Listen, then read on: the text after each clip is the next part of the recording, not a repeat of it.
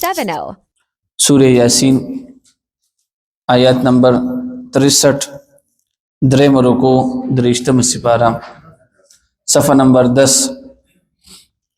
اعوذ باللہ من الشیطان الرجیم بسم اللہ الرحمن الرحیم هذه جهنم التي كنتم توعدون اصلوها اليوم بما كنتم تكفرون صدق الله العظیم. سورہ یاسین آیات نمبر 63 درم رکو درشتم سپارہ. کتا سلیات شي په سورہ انعام کې مونږ دا خبره کړې و چې اورز د قیامت کافر چې کله جهنم وګوري نو دی به د الله تعالی په مخ کې د خپل د کفر نه انکار وکي. دا په سورہ انعام کې مونږ ویلو چې کله کافر اورز د قیامت وګوري او دغه شان د جهنم وګوري نو دی په دې خبره باندې فیصلو کې چې دا خبرې خټولې د اشتیا شوي نو دی الله ته قسم وخوري چې الله زما د رستا په ذات باندې قسم وي مونږ چې کوم دی په دنیا کې مشرکان نه وو نو الله رب العزت بسو کې د دې داخلي و بالکل بندي کی او الله به وتو فرمای هذه جهنم التي كنتم توعدون. دا هغه جهنم دی چې تاسو سره چې کوم دی پیغمبرانو په دنیا کې وعده کړی و نو د دې په خلو باندې به الله تعالی مهرونه به لګي. د مهر نه مراد دا دی چې جبه به بس بندي شي جبه به وي خو خبرې بني شي کولی. په دنیا کې باز رانده داسي وي چې بالکل صحیح سلامت سترګې وي ته چې بالکل ما ته ګوري خو هغه کم دی هغه کې نظر نه وي نو دقه حساب الله تعالی ورځ د قیامت داسو کې د دې خلی به کم دی دا به بالکل بند شي نو جبه به وي شونډې به وي خله به مکمل وي خو الله پاک به نه د خبرو صفت واخلي دا اصول دروغ وي. اور دغه شانت الله فرمای وتشهد ارجلهم بما كانوا يكسبون او خپي او دغه شانت دا چې کم دی کم خپو چې کم زینو کې ګناهونه کړی دي نو دا خپي به کم دی الله پاک ته هغه ټیم کې د دې متعلق په خپل گواهی ورکي نو هغه طرف ته اشاره ده. هذه جهنم التي دادها دوزخ دکم چې کنتم توعدون چې تاسو سره وعده شوی ده اسلوها اليوم داخل شي تاسو پنن اورز باندې بما كنتم تكفرون بسبب د دې چې تاسو به کفر کولو اليوم نختم پنن اورز به مونږ مور ولګو على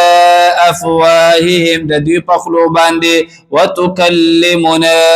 ايديهم او خبرې به وکړي مونږ سره ايديهم لاسونه د دوی وتشهد ارجلهم او گواهی به وکړي خپې د دې بما كانوا يكسبون په هغه څه چې دی به کول ولو نشاء لطمسنا وکچر مونږ غواړو لطمسنا نو لري بکو على اعينهم سترګې د دوی فاستبقوا الصراط پس دوی بروان دي کیږي لاري طرف ته فانا يبصرون پس کم زینب دوی ویني ولو نشاء لمسخناهم او کچر اغواړو مونږه لمسخناهم مسخ بکړو مونږ دوی على مكانتهم د دې په ځایونو باندې فمستطاعوا مضيا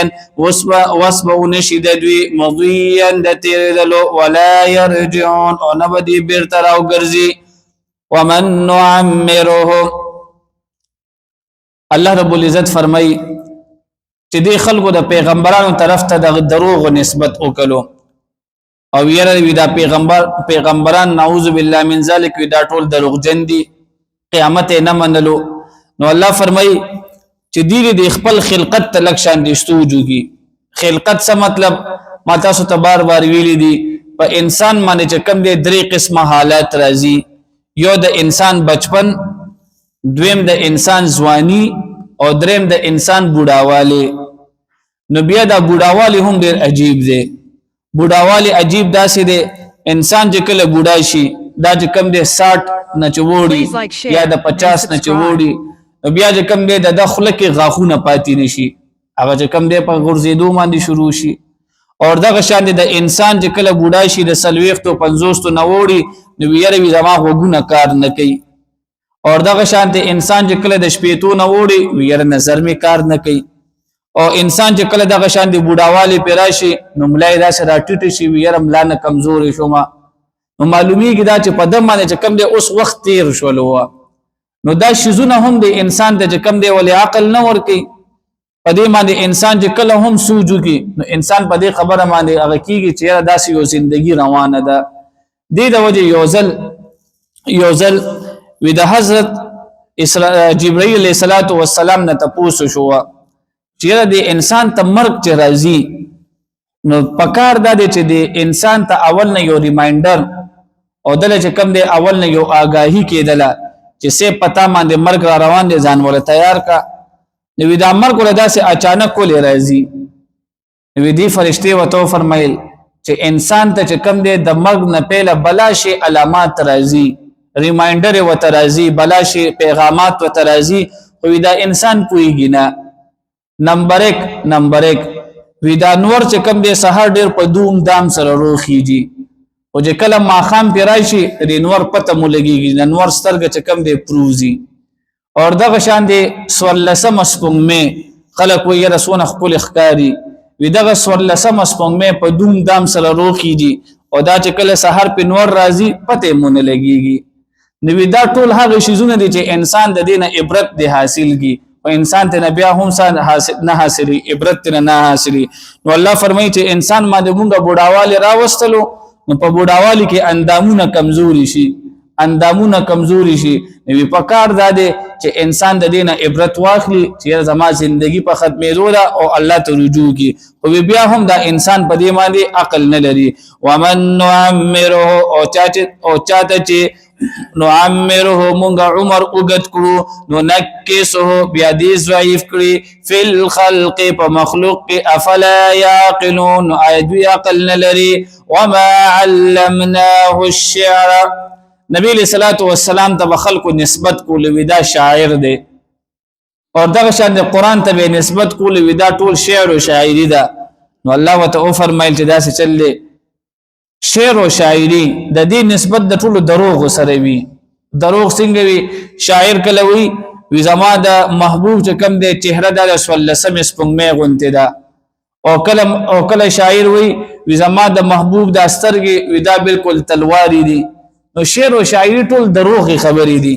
او قران او پیغمبر دا دروغ نشي کېدی نو الله د هغه رد کوي وما علمناه الشعر او ندخول مونږه نبی له صلوات و سلام ته الشعر شعر ویل وما ينبغي له او ند مناسب د نبی له صلوات و سلام د پاره شعر او شاعری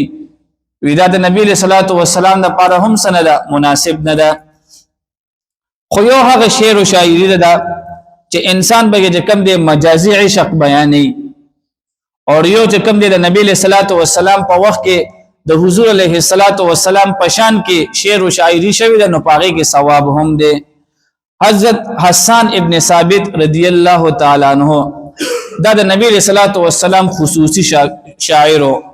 چې کله به کافرانو د نبی له صلوات و سلام پشان کې ګستاخانه اشعار ویل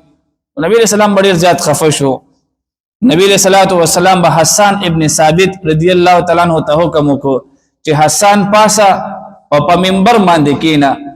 نبی علیہ الصلوۃ والسلام او تخپل منبر پر خودلو او دې کافرانو ته د دې شعرونو جواب ورکا یو هغه شعر او شاعری ده نبی علیہ الصلوۃ والسلام په دې باندې باقاعده غل خپل منبر پر خودلو او یو عشق مجازي کې شعرونه ویل دا ګنام دا ټول دروغ دي نو قران چې کم دی دا نه په دروغ د پاره نازل شوی دی او نبی علیہ الصلوۃ والسلام هم کم دی شعر او شاعری تاغه لپاره مناسب وا البته چې په کم شعر او شاعری کې د حضور علیه الصلوۃ والسلام او دغه شان د الله تعالی تعریف شوی وي نو پاغه کې کم دی څه شی دی ثواب دی وما علمناه الشعر او ندی خیول مونږه نبی علیہ الصلوۃ والسلام ته الشعر شعر ویل وما ينبغي له او ندی مناسب د حضور علیه الصلوۃ والسلام د پاره انه ندی دا الا ذکر مگر دا خو نصیحت وقرآن مبین او قرآن خکارا لینذر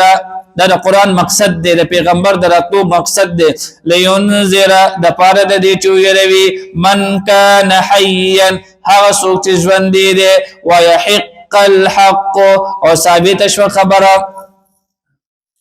ويحق القول او ثابت شو خبره على الكافرين فكافرون باندې واخر الدعوانا الحمد لله رب